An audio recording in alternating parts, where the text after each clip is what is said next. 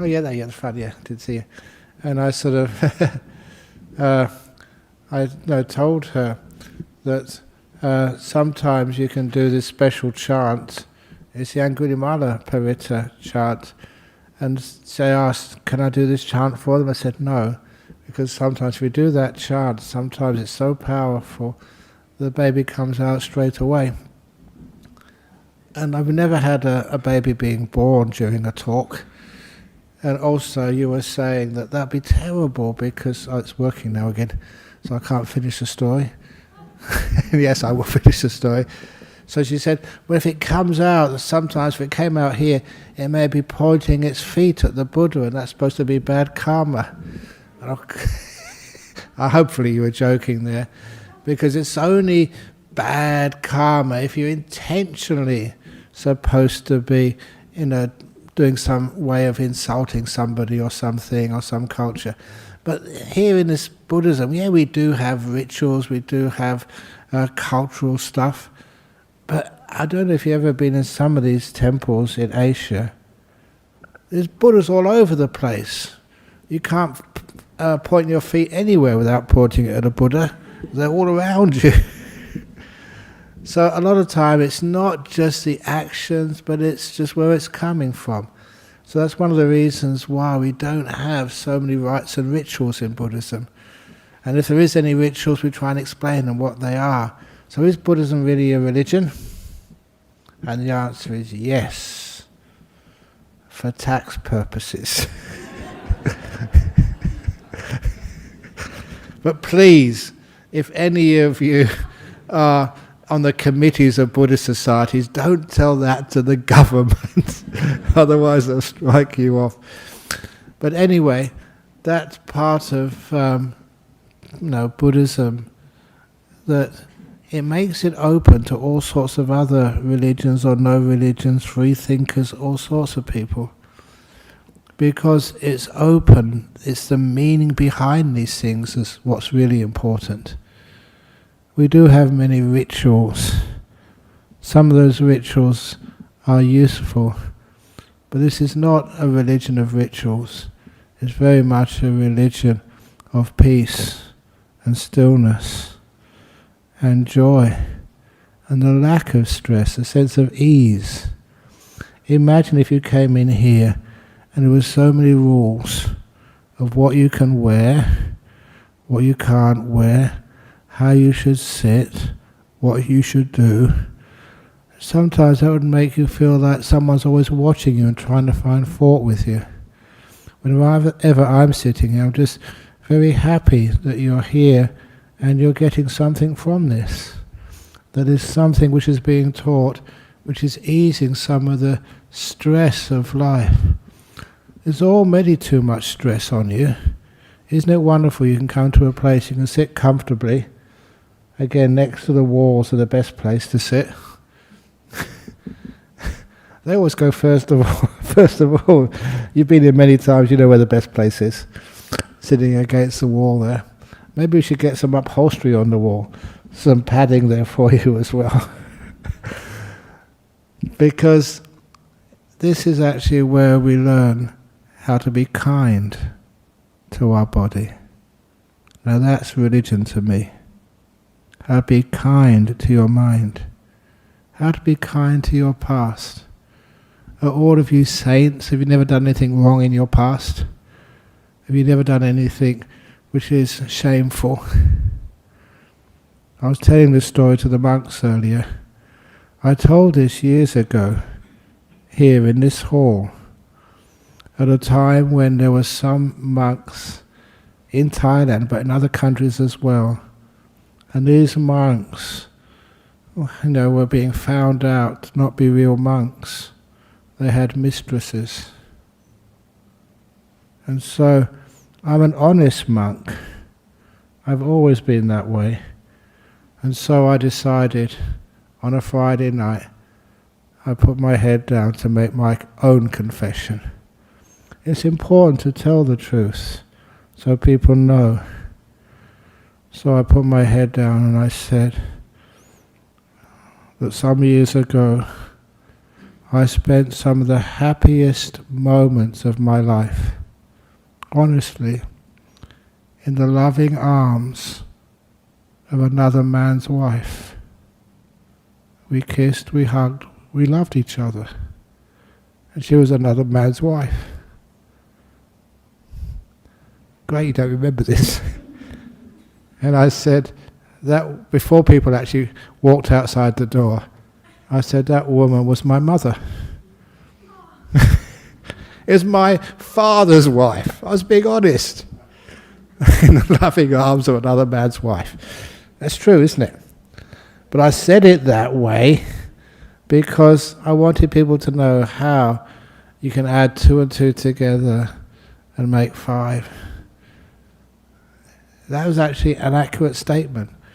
And I said that purposely to show that how often it is the case. We make a judgment and it sounds reasonable, but then it's not.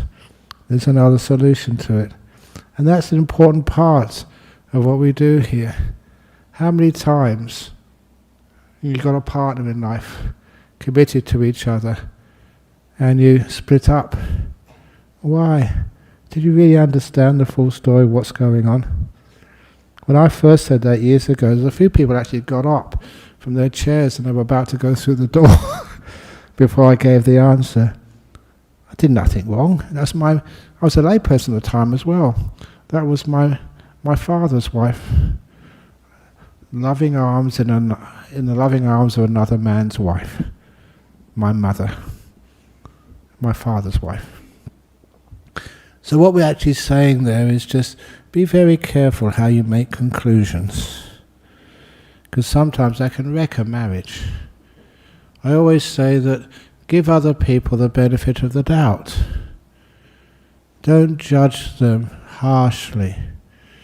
And I've often done that with just overcoming anger or resentment to sometimes what people I feel they've done to me. In the old days, it would be very easy to get angry at somebody. But I found out when you have anger, what you're actually doing, you're having a little court case in your mind. That person, who's upset you is on trial. And you are the prosecutor and also the judge. When I saw that, that's very unfair. You can't get a truthful verdict without having a defense attorney. So when I saw that, I decided before I get upset or angry about anyone, I would make sure I would deliberately sort of find out reasons for the defense. Maybe they were having a bad day that day, or maybe that's not what they really meant, or maybe that they were in a bad mood or something, they didn't really mean that. And I did that so many times. Even like with emails. In emails, sometimes you think you're telling the truth in an email, it sounds good to you, but other people read it in a totally different way. And so I notice when it's face-to-face conversations, you can see the reaction in somebody else very quickly. You realize, that's not what I meant. I just said it in the wrong way. I didn't give enough information. But it's easy to feel upset at somebody. And I realize that you're not really judging them fairly.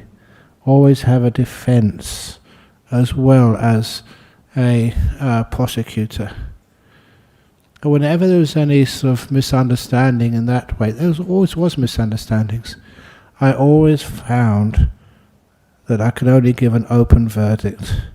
I could never really prosecute anyone. I could never say, you're guilty, you're obviously guilty, you're a bad person. And that's one of the reasons why in all those years when I went to visit prisons and saw some of these people put in jail, when I looked at them, first of all I was quite scared when I first went into prison. What they've done? Are they murderers? Are they violent? Am I going to be safe in here? But I felt totally safe inside the prisons. Even saw some prisoners who really were psychotic. And one of the places I went to when I was visiting UK was in Broadmoor. There was the prison hospital for the criminally insane. And one of the people I saw in there was quite a famous prisoner, one of the Cray twins, Ronnie Cray. Apparently they made a movie about him later on. And he was notorious. But when you saw him, he shook my hand and said, "How are you?" He was so polite. And also at the end of our short meeting, he shook my hand again and said, "When I get a few quid, that's British money, I'll donate it to your monastery." He was in jail, he didn't have any money at all. But there was a lot of kindness there. And this was a notorious person who was very violent and madly violent. So sometimes it made me not being able to judge anybody. These were really good people sometimes who'd done one bad thing. And it was from that time on I always remembered that there are no such things as criminals. There's no such things as murderers, thieves. There's only people who've done robberies. There's people who've done crimes. That doesn't make them a criminal. They're more than that. And sometimes, you see why they did those things. You find out the reasons behind it. And sometimes they're the drugs, peer pressures, making mistakes, making wrong decisions. But sometimes they're much more than the offence for which they've been judged for their life. And sometimes you see that forgiveness and kindness can actually do so much more to help them. Okay, one of the gentlemen, who was one of the people who was organising this birthday fundraising for me, he lives over in Hong Kong. He sent me this really delightful little story. I'm not quite sure even the country it came from, but there was a horse which no one could actually tame, a wild horse. And he decided to give it a try, but not training it by hitting it or starving it or punishing it in any which way, but just being patient and being kind. And of course it took him a long time, but after a while this horse, would allow him to ride on the horse's back. It became like an ordinary horse. People thought it could never be. They used the word broken. That's a terrible word to use, to break a horse. He just used kindness and patience. And this horse, would always, be this guy's friend and would greet him, when he would come home from some other business. He would greet him by actually putting his mouth on the mouth of this owner, with actually kissing him. But then, unfortunately, after so many years, the owner died and passed away.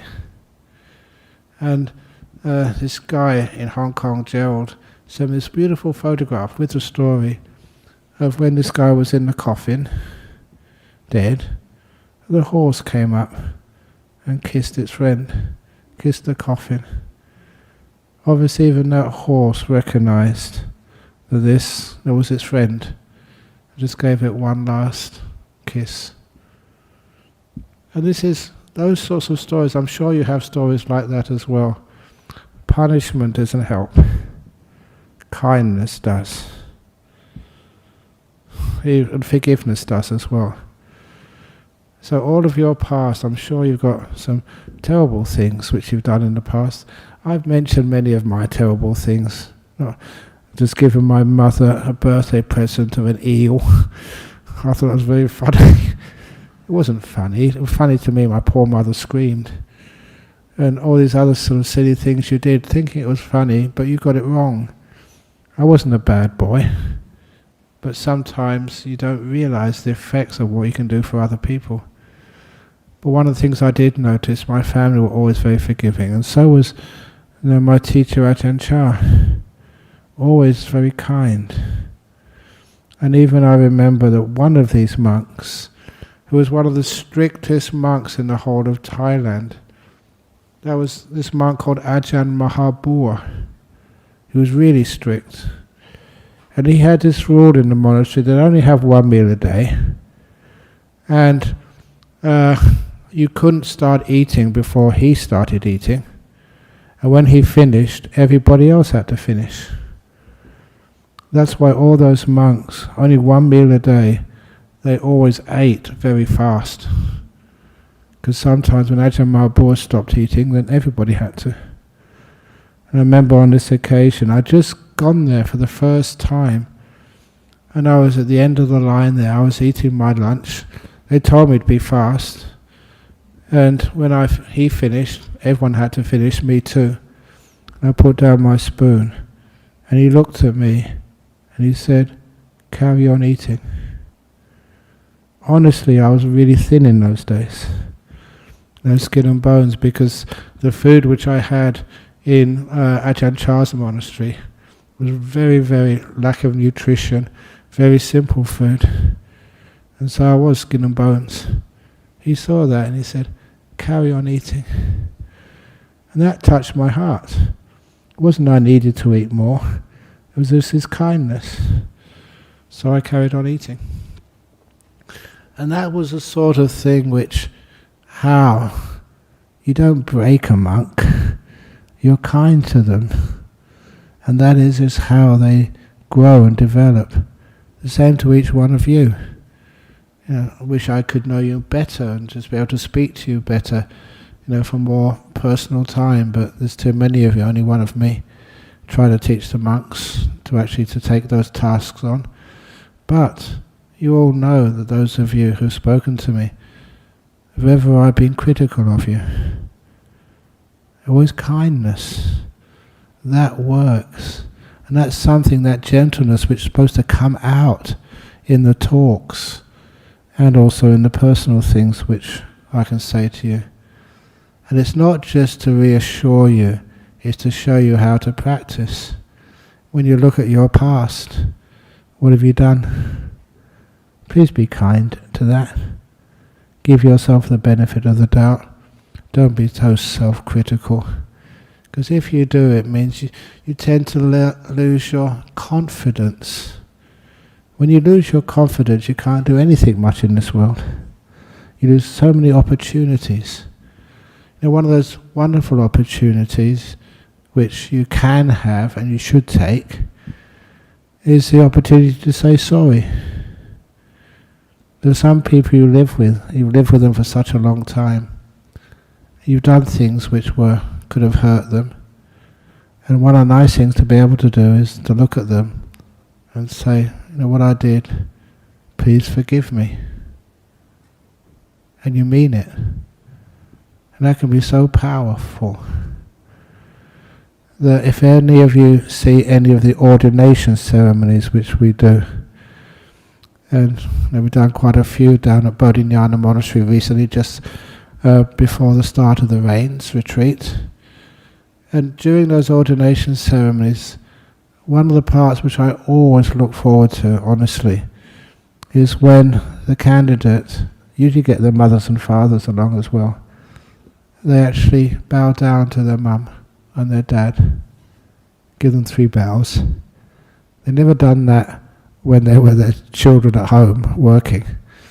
They bow down to their mum and dad and they say, "Mum, Dad, whatever I've done over the time you've been my parents since the earliest age, I ask your forgiveness.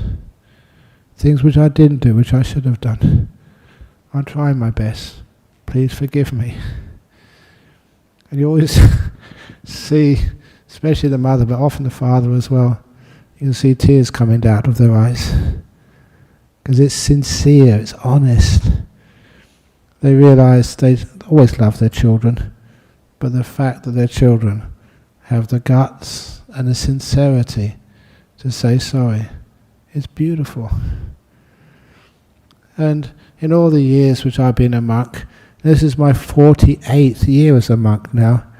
I'm sure another couple of years will be 50 years as a monk. I mean, that's quite sort of a milestone. I don't know why, but anyway, probably is.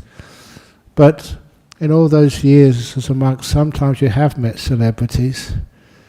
And one of those celebrities which I met was actually in Malaysia. She had her own TV show. She was very popular. Zandria, her name was.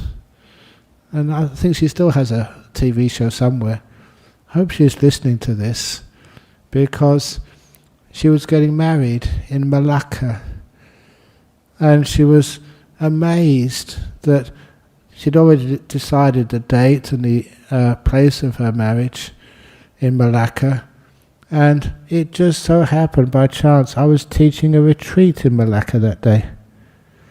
And she came up to me and asked, as she sent an email, Ajahn Brahm, I've been following you for years. And you're teaching a retreat in the place I'm going to get married. Can you please come and give a blessing at my marriage ceremony? So I talked to the organisers, and we could arrange it, swap a few sort of talks over, and go to a place only 5 minutes away, and then go and give her a blessing and also a little bit of advice. And let the wedding, with me included, was actually featured on, I think it was New Idea of one of the big glossy magazines, the Malaysian editions. The first time I got into a glossy magazine. But anyway, that afterwards she wrote this story, a follow-up.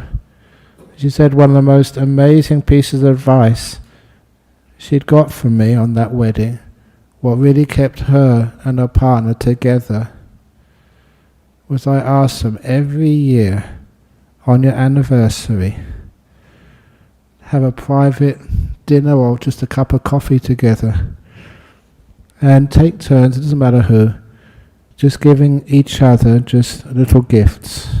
Nothing expensive. They were wealthy, you can afford it, but don't. Just a tiny gift.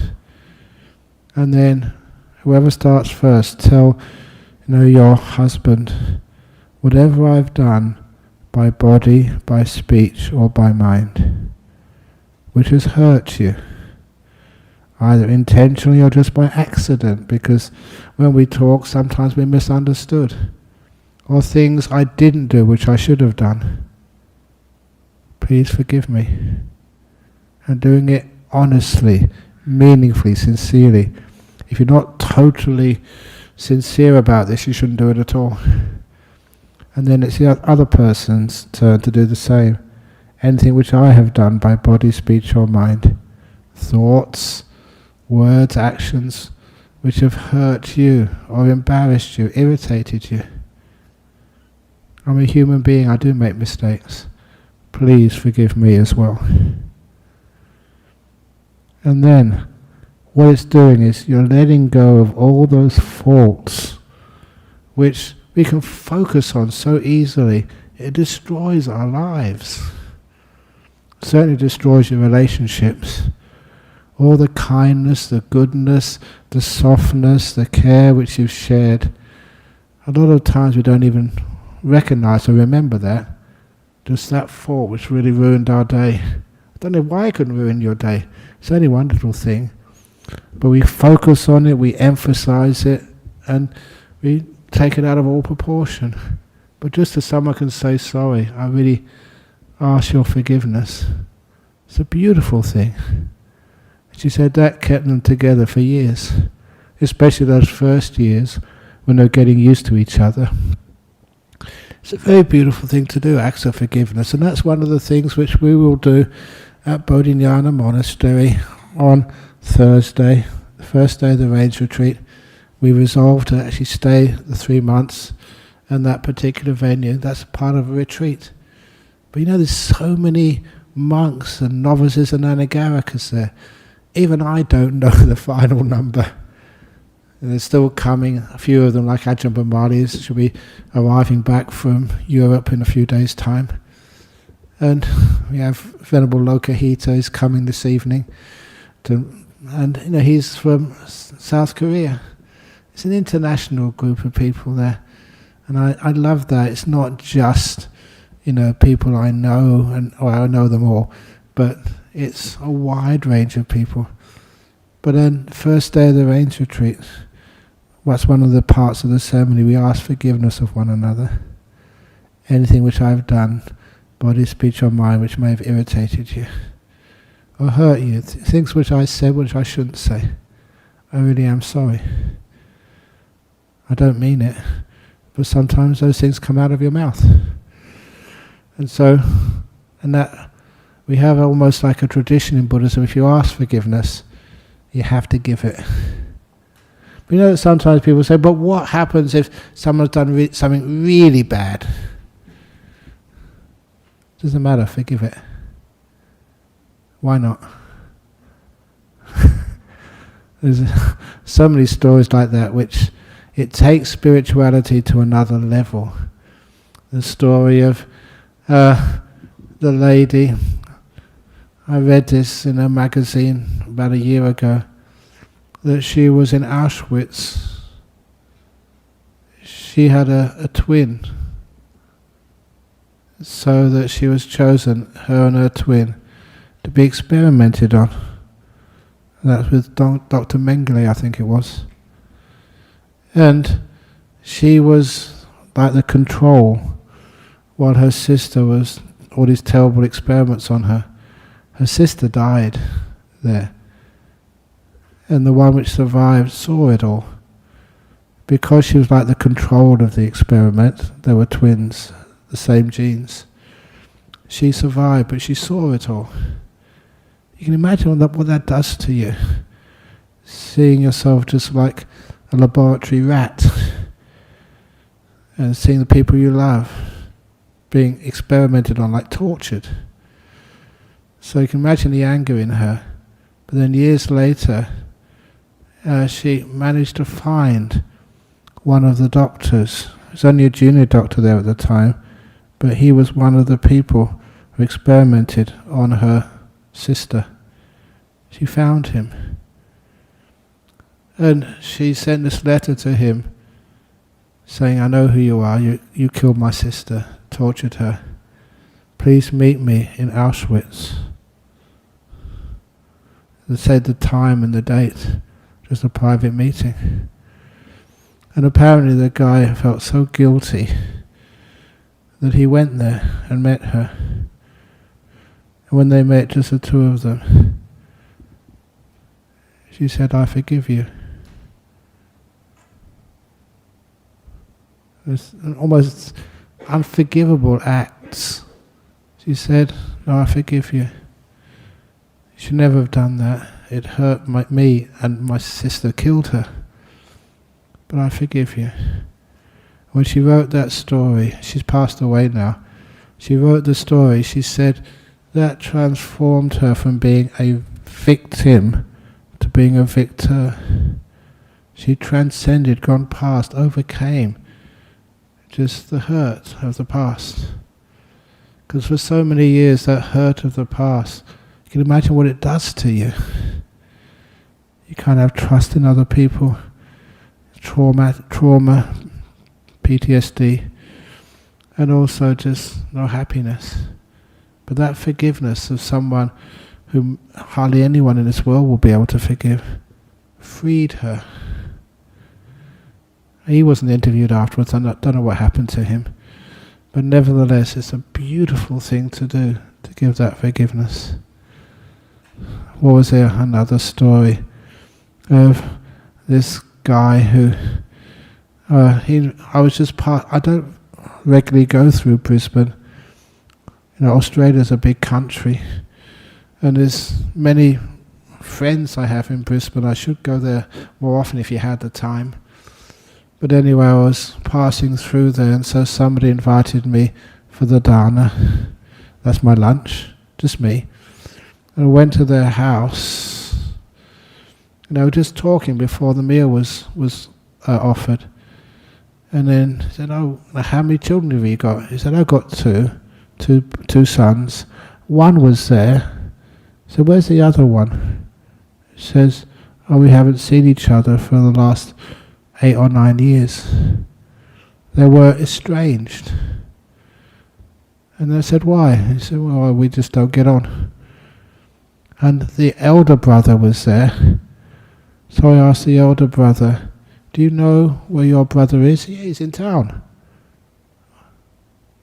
Do you know his telephone number? I says, yeah, of course I do. So please give him a call on your mobile phone. So the elder brother gave the younger brother a call on the phone. He said, give the phone to me. And I said, this is Ajahn Brahm here. And this was I am quite well known. Some people say I'm famous. I don't know if that word is correct. But nevertheless, I do remember some time ago, the head of the Conservative Party here in West Australia, Mike Nahan, some years ago. He came, I think, was the head of multicultural affairs when the Tory government was in power here in Western Australia. And so he came along to one of these Buddhist events, and he went onto the microphone and he said, I just returned from Sri Lanka. And part of going to Sri Lanka, this was many years ago, was climbing up Adam's Peak, Suripada. And he said the guide there was talking to him and said, who are you? And he was a minister in the state government. What state government? West Australia. Oh, do you know Ajahn Brahm? He said, right now, what? And they realised I was quite well known over there. So, I do have a reputation there. But nevertheless, this was actually, where was I going with this, with the forgiveness?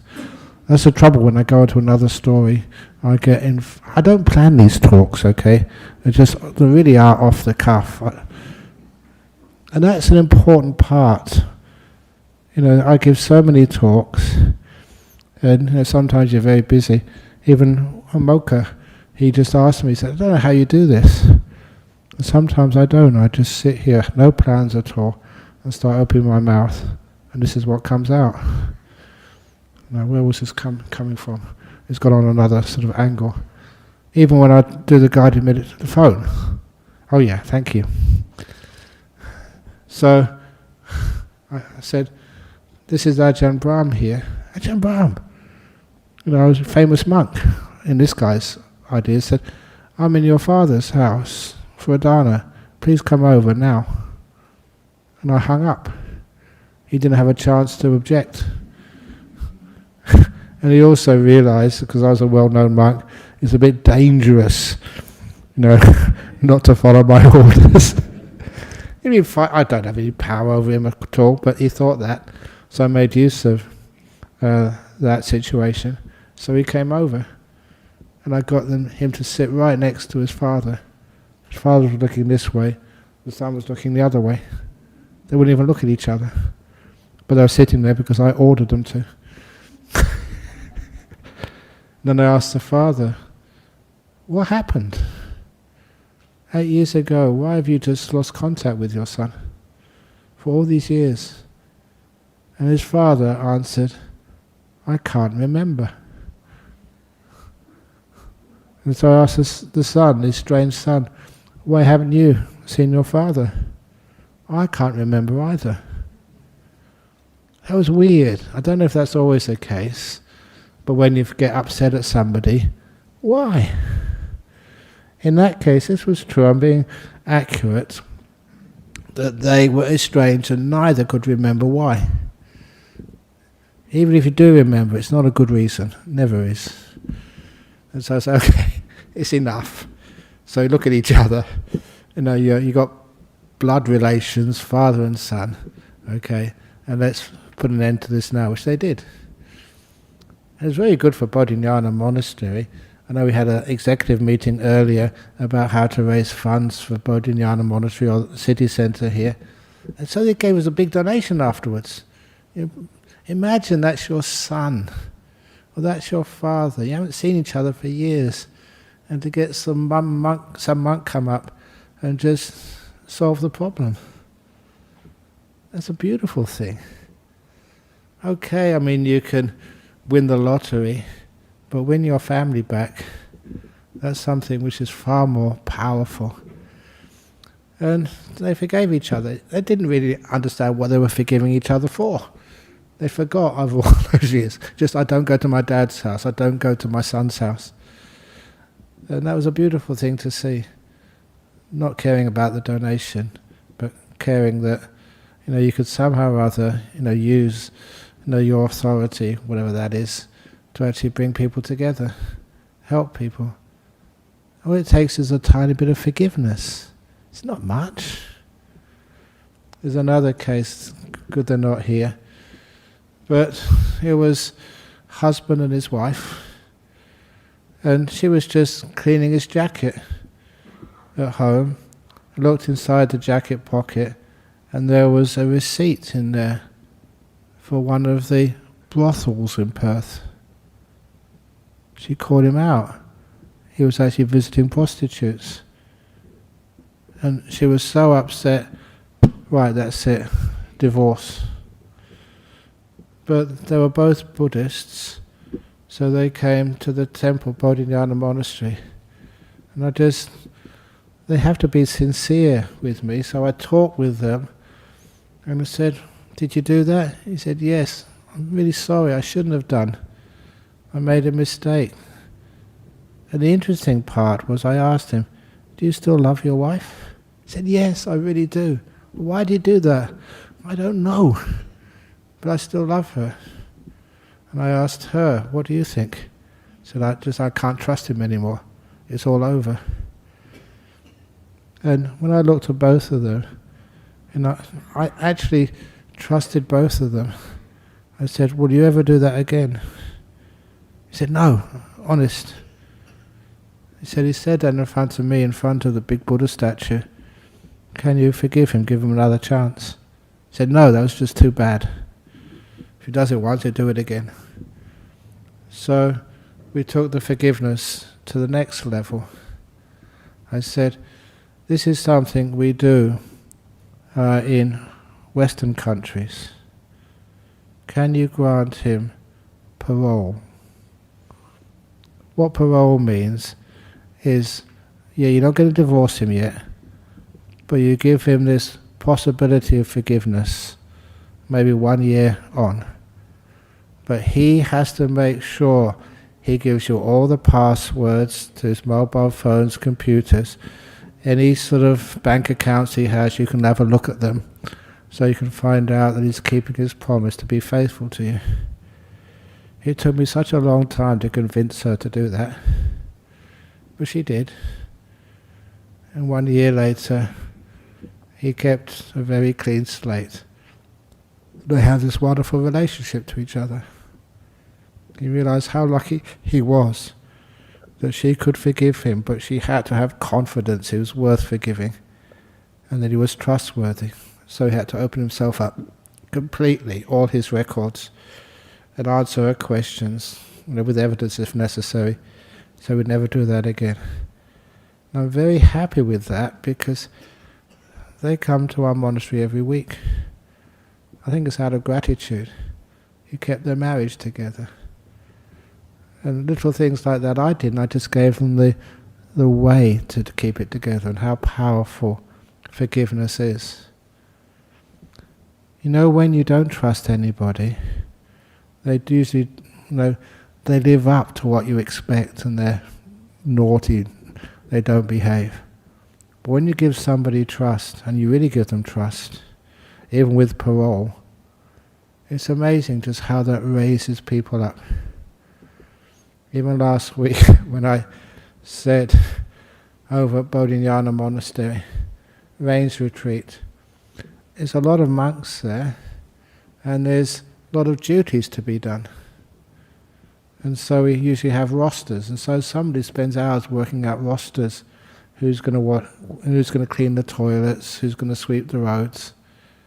And I said, no, let's have no rosters. Put up the job there, there's jobs there which need to be done, and people can volunteer. If they don't volunteer, fine. They're not going to be forced to do any jobs. Total volunteer. And I was just so pleased. All these years I've been teaching these monks, some young monks, some more mature monks, but the first time no rosters. And the list we put up of people who the jobs would need to be done, they all got volunteers the first day. They're all in there, just filling it all out. You trusted them. And they exceeded my trust only one day. So that's a very beautiful. When you have a monastery like that, I'm very happy to be there. You don't have to tell people what to do. They volunteer to do that. That kindness, that service, that wanting to help out, that type of attitude, that joy, shows me their meditation is getting really good. Because the meditation, don't force meditation. I get sometimes people question me about this. You mean you just sit there and you just trust the mind? As a passenger, I said, yes. It's impossible. You have to do something. Make some sort of resolution. Decide to watch the breath or decide to do something else. Keep all those defilements away. No. I've done this demonstration so many times, but it fits in now. The water in this cup, how can I hold this still? Mindfulness doesn't work. It's still moving. Concentration. I'm really aware, I'm trying. It doesn't become still at all. How does this become perfectly still? You put it down. It's moving more now, but be patient. And if you're patient, you trust. I trust this water to become still, because that's the nature of gravity. And I look at that. That water is so still. I could never hold it that still. That's how meditation works. If you have to hold it still, you get tired. You can only do that for a time. If you put it down, let it go, it becomes still so easily, so beautifully. That's why the joy of meditation builds up. It's something which is really spiritual. Yes, you have to work, do your jobs, do your chores, but there comes a time when you just let go and you trust. And when you have that trust, life becomes so much easier. You're not afraid, you're not run by fear. Our world is often run by fear. Fear of losing your job, fear of getting COVID, fear of people not liking you, fear of people not enjoying your talk. I gave that up a long time ago. You like it, you don't like it. I'm not afraid. Because of that, giving up fear, you can let go and things become peaceful. The talks become beautiful and helpful and inspiring. That's their nature when you get out of the way and let them happen. And honestly, I never give a talk. I really mean that. I don't give talks. I just get out of the way and let it happen. That's why you can give, it's not just a talk on a Friday night, so many talks a week. The last talk I gave was yesterday morning. That was a talk to United States. Because, yesterday morning was actually Wednesday evening in US. A nice talk. The best part of that talk?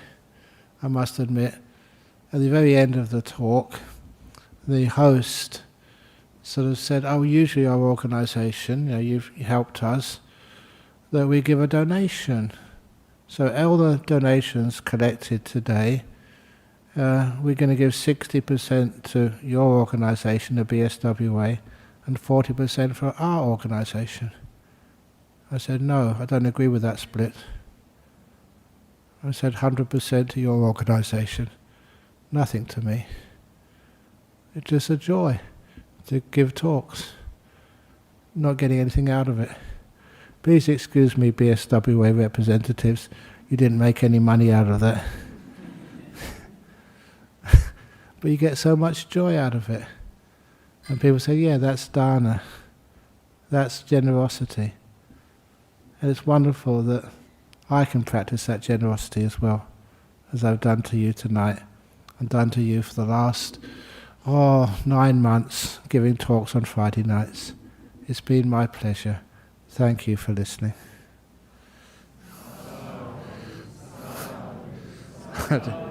Excellent, thank you.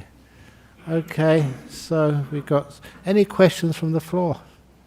From any of you people here? Okay, we've got some questions online for sure.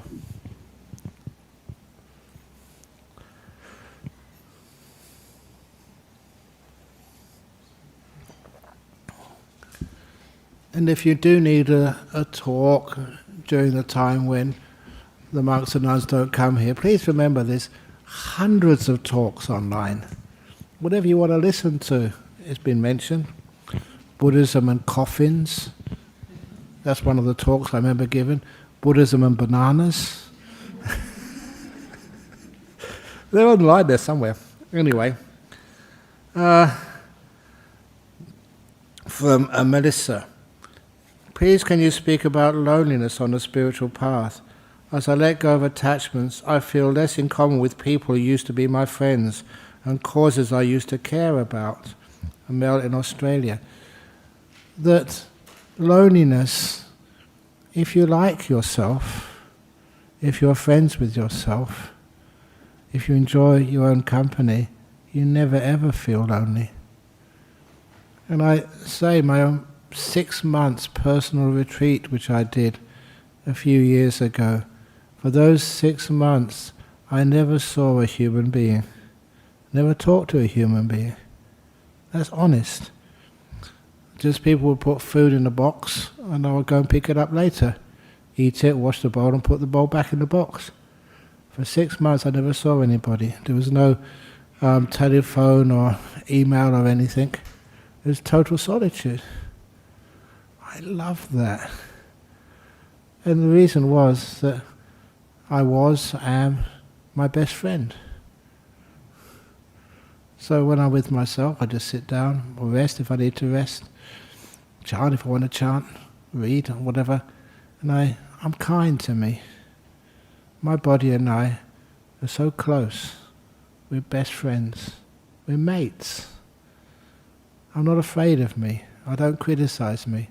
And just the way that I was meditating with you. Feet, how are you? Knees, how are you doing? I'm kind to my body. So my body is kind to me. And my mind, yeah, I make mistakes or do silly things. But I forgive those. I laugh at them and I share them with you. It's a wonderful way of living. Not embarrassed. I know everyone makes mistakes. But I let you know them. We laugh together. And that means it makes me human, makes mistakes, but you forgive them. You're not afraid of yourself, which means you love yourself in a beautiful spiritual way. So you're at peace. So give me 3 months of solitude. Oh my goodness, I'd love that. Unfortunately, those 3 months of the Range Retreat, for 2.5 of those months I'll be teaching the other monks. But I still have 2 weeks. It was my holiday. Where would you like to go for the most perfect holiday in the world? For me it's my cave. People bring me food and I just have plenty to eat. You can stay in there as long as you want. Just meditating. And I don't decide to do something. Years ago I remembered all I need to do is just go in there and relax to the max. And then the mind by itself goes into these beautiful states of mind. You have wonderful fun. I'm just looking forward to my retreat now. To Kiran. Dear Ajahn, should we help ourselves first, get enlightened, and then help others? Or should I take up the opportunity where I can help myself and others by being a meditation teacher? It's from India. Look, would you allow yourselves to be operated on by somebody who's not a doctor? Wouldn't it be better actually to become a doctor first before you do operations? Wouldn't it be better to become enlightened first, at least to be a stream winner, before you teach others? Who would you like to operate on you? If it was you and you had the opportunity, you'd get the best surgeon in Perth. If you can't get a good surgeon in Perth, you go overseas, and if you got the money, and get someone in even Bangkok or Singapore or something, do this therapeutic medical tourism. Because this is your body, you want the very best. So if you want a meditation teacher, who do you want to get? Someone who doesn't know how to meditate? Someone who doesn't really know what enlightenment is, what kindness is, what forgiveness is? What would you want? So you decide to please don't just become a meditation teacher when you don't know what you're really talking about. Really get in there and become qualified. Who can qualify you? Only you know whether you're at peace. You know what you're doing. You have to be honest. And then, when you're honest, then you find you can really help people. Oh, this is a nice name, Rainbow Zebra. Dear Ajahn, my mum says I don't like Buddhists because they think sick, suffering people have done something to deserve it in a past life. That is not true. How should I respond to that? No, sick or suffering people need some help. They need doctors, but not just doctors of the body, doctors of the mind as well. That's why where the mindfulness tradition started, John Kabat-Zinn realized so many people just are so anti some religions that, if you said this is Buddhist, many of the hospitals over in United States wouldn't even let them in. So by making it sound non-religious, just calling it mindfulness, and taking away the other part of Buddhism from it, then they could get actually much more traction in the hospitals. He did that, and actually made mindfulness so strong in our world. But it is basic Buddhist practice. But anyway, that's what Buddhists give to the world. They don't just, that's almost like an excuse, not a reason. They think sick, suffering people have done something to deserve it in a past life. We also think that happy people, healthy people, people who have a lot of success in their life, that you've done something to deserve that. But not just in past life, in this life. You've had a good attitude. You've sacrificed a lot. Say even to be a doctor or to be a owner of a business or something. You've worked hard. And if you've done really well, really well by not exploiting other people, by being a kindly business, that's the very best. I still mention that some businesses are kindly. And one of these businesses I often quote, it's a long time ago now, but it was a company called Farrelly and Sons. And they had a business maintenance, or building maintenance company in the UK.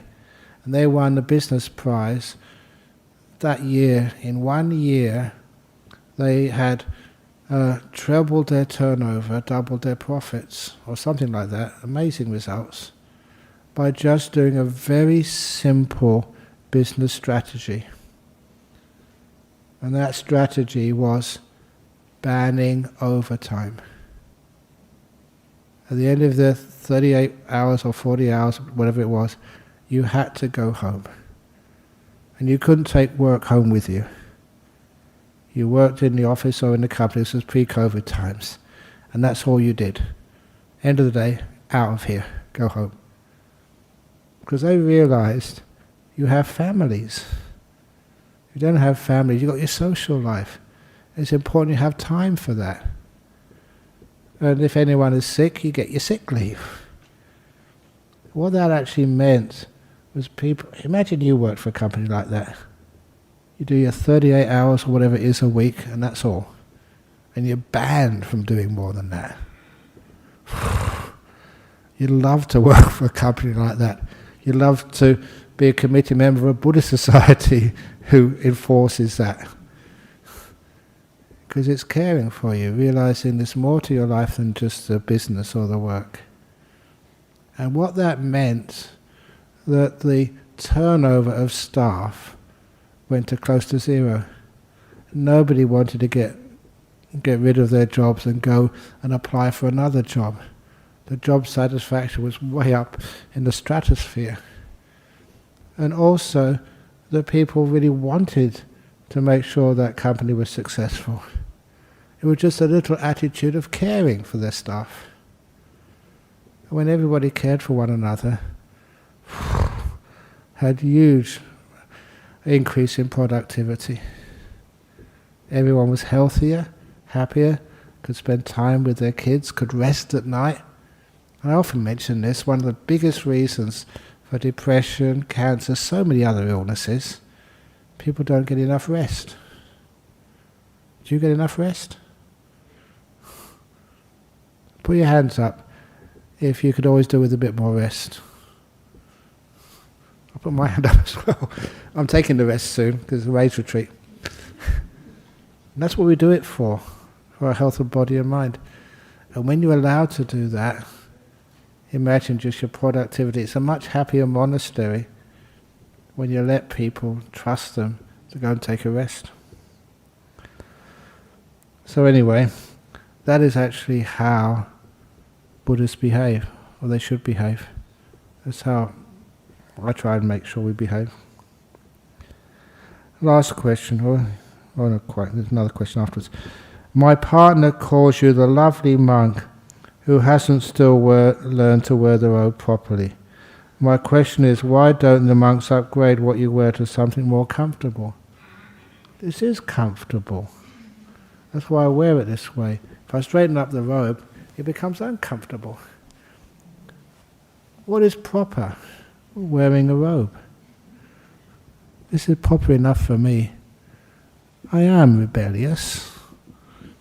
I've always been rebellious, not doing things which other people do or say, to making sure you understand what is the purpose of the robe. This is something which we chant.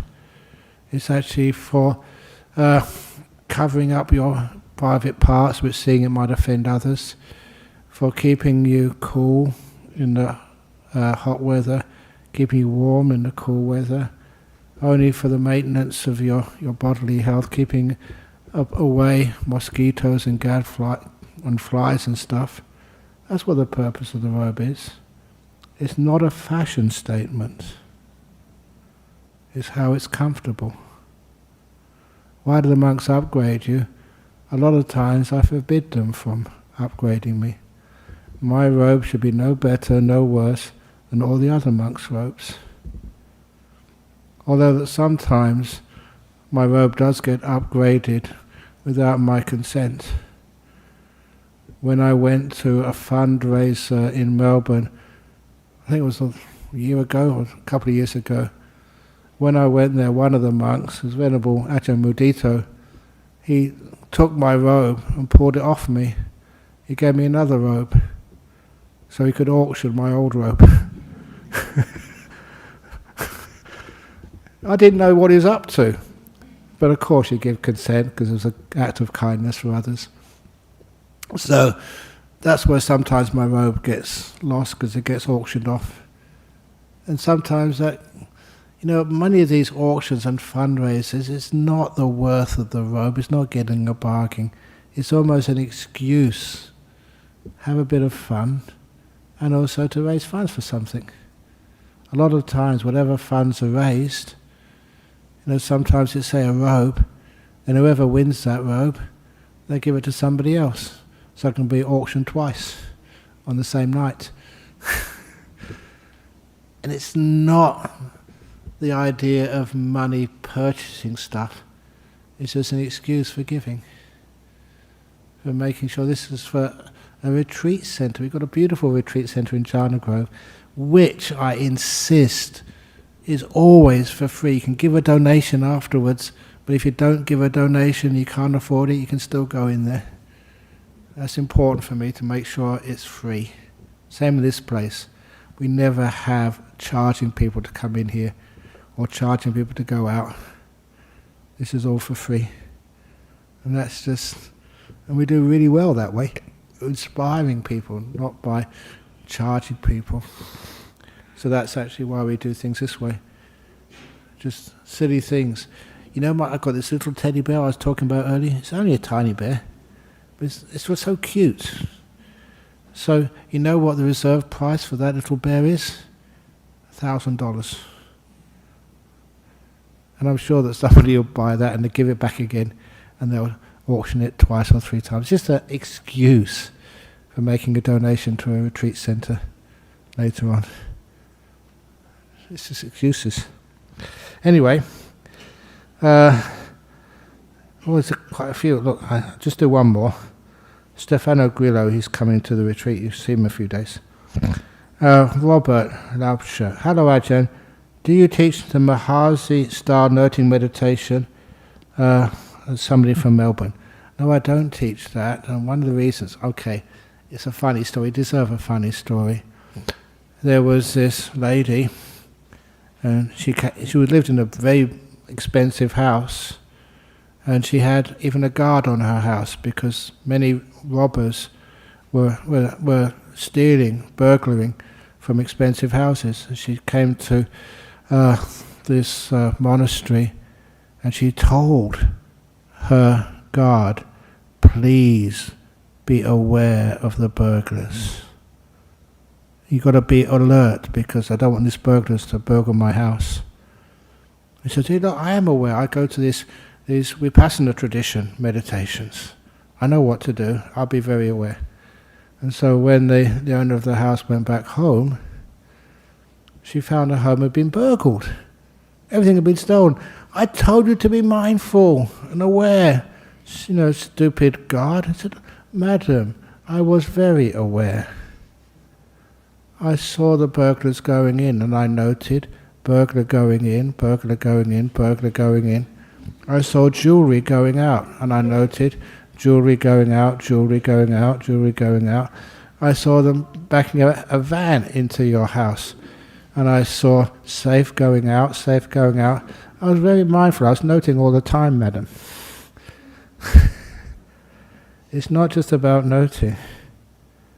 Sometimes there's a response necessary, some restraint, to make the mind really peaceful, to safeguard your belongings. And what do you really own? Peace, stillness, joy. Don't let anybody burgle that. Dear Ajahn, the guy I like doesn't like me back. How can I make up my mind to move on and be happy? I know that I should let go of that attachment, but it's practically very difficult. Please advise. Look, there's no way in the world that anybody cannot like you. They sometimes don't like you. There's some parts of you which I'm sure are of them, of you, of everybody, which is really nice. It was very difficult for me sometimes to understand why some of those BASTRDS, which really ruined my life when I was young, why other people like them. How can you have, some of these people, other people like? Some of these politicians, I can't say who they are, but that some of them have done some really bad things, and how can other people like them? And that was really hard for me to understand. All of the people you may find really bad people you don't like at all, they have wives, husbands, parents, children who really love them, see the nice side of them. Are they all bad, or have they got good qualities which some people can see and you can't? And even, one of the persons which people say was the most evil person in the world, Adolf Hitler, would you agree on that? Have a look in the book, Opening the Door of Your Heart, and you'll see a poem written by Adolf Hitler. You read it first, and then see what the name is, the author, and his love for his mum. It's a beautiful poem. And I put that in that book simply because you can't believe that was written by the person who authorized the Auschwitz camps, who was responsible for killing so many people.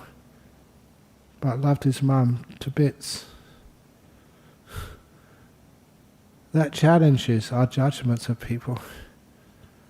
You don't support what he did over there, but certainly had this beautiful side of his love for his mother. If your mother asks and asks again and asks again, never respond with anger, always respond with love, because there will come a time when your mother will ask no more. She'll have passed away. That was one of the passages in his book. So basically, I've never seen a person in this world you can't forgive and see the lovely side of them for. I mean, if somebody died, I always say this about Adolf Hitler, if I was, some God in heaven and I was deciding where people will get reborn, and this guy came up with a little moustache, and it was Adolf Hitler, and he said, where do I have to go? You're going to send me to hell, aren't you? I said, no, I can't send anyone to hell. Why would you actually punish anybody? It doesn't make sense to me. I said, listen, we're going to send you up to heaven as well, but I'm going to shave off that moustache, do a new hairstyle, and just make sure you can't lift up your hand too high. I'll give you another name. So you still go to heaven, but under a different name, under disguise, because some people won't understand. But you can still go to heaven and have some happiness. And maybe there, meeting good people in heaven, that will change the way you looked at life. Anyway, I'm not God, so I won't do that. How to fall in love with my husband. I love my husband, but I have never felt butterflies in my stomach. How to fall in love with my husband. Is that what love means, eating butterflies? What you need to do is eat the larva from which the butterfly comes. What's that called? It is larva, isn't it? Eat the larva first. They have larva cake, don't they? Eat larva cake, and then the butterflies will come up later on. There's many forms of love. I said that's one of the books one of the talks I gave, I think, the 4 types of love. That's a very popular talk. But don't judge love with your brain. Feel it with your heart. And don't and you know what it feels like. Express it in your own way. Okay. What should I do when I already apologize to the person I love, if she does give me the chance to listen to me and walked away when I'm still in grief of my lost family?